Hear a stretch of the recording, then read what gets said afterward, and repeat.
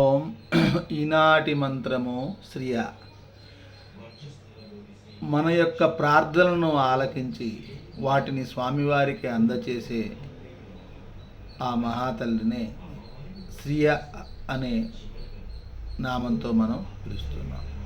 మనం స్వామివారి మంగళాశాసనంలో కూడా శ్రియకాంతాయ కళ్యాణ నిధయే అంటున్నాం. ఎక్కడైనా కానీ స్వామివారిని మనం శ్రియకాంత అంటాం. ఏమిటయ్యా శ్రియకాంత అంటే, తన్ను ఆశ్రయించినటువంటి భక్తులందరి యొక్క కష్టాలను బాధలను విని వాటిని స్వామివారికి తెలియజేస్తుంది. అలాగే శ్రియ అనగా మన గుణరహితం, అంటే మన యొక్క కోరికలను గుణరహితంగా చేసి మన యొక్క కోరికల్ని స్వామివారికి అందజేసేటటువంటి ఆ శ్రీ మహాలక్ష్మీదేవి యొక్క పాదపద్మములకు నమస్కరించుచున్నాను. మంత్రపఠనం.